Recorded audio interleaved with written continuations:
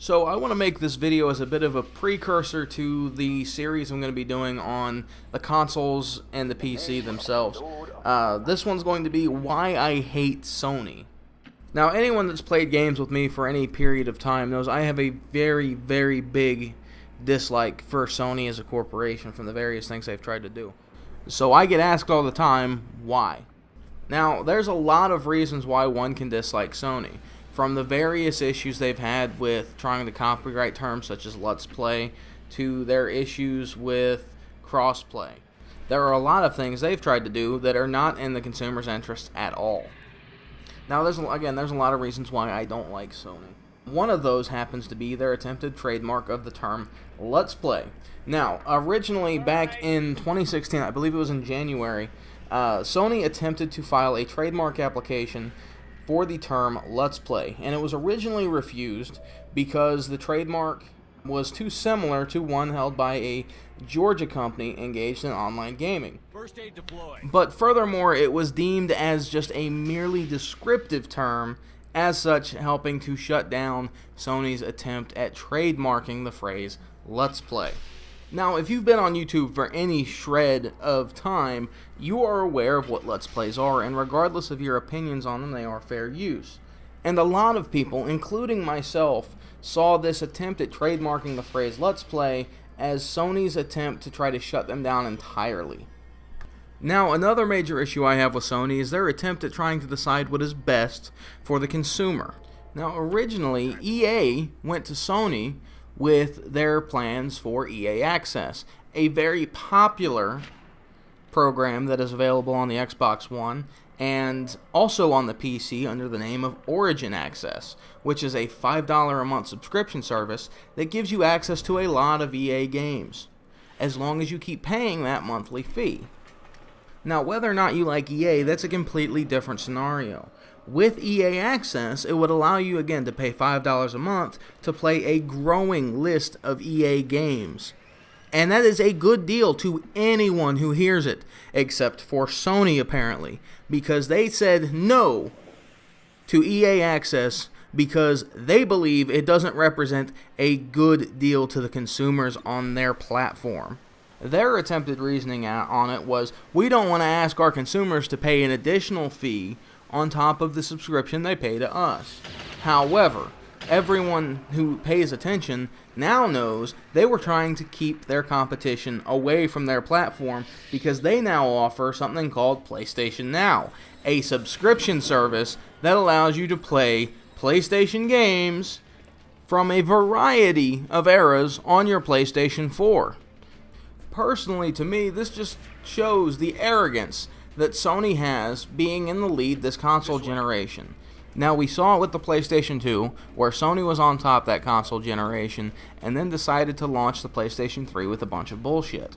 And then we saw it again this console generation, where Microsoft, with the success of the Xbox 360, and it arguably decimated the console wars last generation, they tried to launch the Xbox One with a bunch of bullshit, and we see where that's gotten them.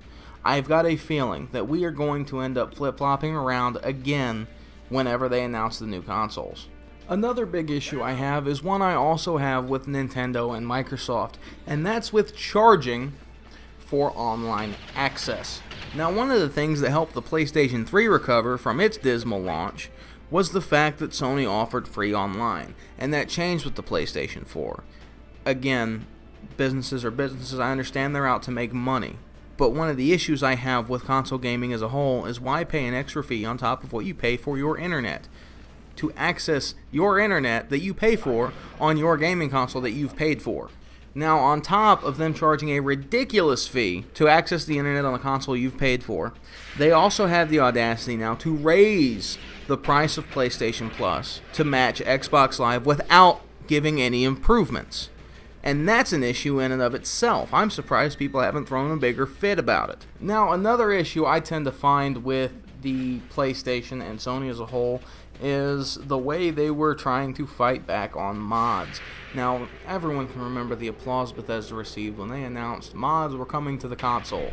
But wait, not the PlayStation 4, because Sony says no. And you know you need to listen to Big Daddy Sony. Now, last but not least, off the top of my head, this is one of the things that comes to mind. It's one of the last things that comes to my mind about Sony's anti-consumer practices. And that is currently something that's going on right now. That is them fighting Crossplay. Now, there are multiple articles out there on Polygon and PC Gamer, etc., that show that the Ark Survival Evolved developers have got Crossplay working on the PlayStation 4, and all it would take is them to flip a switch to activate it. But once again, Big Daddy Sony says no. We can't guarantee your safety. That's what they claim. That's why they won't allow Ark Survival Evolved. That's why they won't allow Minecraft. That's why the access with Rocket League is so fucking ridiculously limited. And it's just Sony trying to show, once again, they want to decide what's best for the consumer. They want to tell you what you can do with the console you paid your money for. And if you can find one credible argument against Crossplay, please let me know. I'd love to figure it out. I love discussions. However, in my personal opinion, again, this is subjective, Crossplay is a great thing for gaming as a whole, because it doesn't matter. Again, if you've watched my videos, you know my stance on this. I don't care if you play on a PlayStation. I don't care if you play on an Xbox. I choose to play on a PC because that's where my preference lies. Okay, but we are all gamers. You are not underneath me because I play on a PC and you play on a console. It does not matter. We are all gamers. We all enjoy games. And it's been shown that Crossplay can work well. If you look at Street Fighter V, which honestly I've recently gotten into, I'm starting to learn it. I'm terrible at it, but with Street Fighter V, it works fantastically between the PC and the PlayStation 4. So it's been shown that it can work, and it can work well. Unfortunately, Sony's trying to once again put their foot down and stop you from doing something that would benefit everyone. Now, those are my main reasons why I have issues with Sony. Again, expect videos regarding Microsoft and Nintendo coming soon. I will be working on those within the next few weeks, and I will have those out to you as soon as I can. But again, let me know in the comments below. Do you believe Sony's starting to get too big for their britches, that they have gotten so far ahead in the console race they think they can do whatever they want with no consequences? Or do you believe Sony's justified in making these decisions? Again, I love discussion. Let me know in the comments below.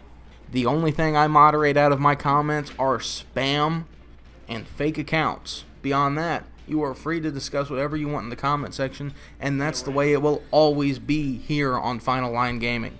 Now, once again, this is Ian for Final Line Gaming, signing off. Have a good night, guys. I'll see you in the next one.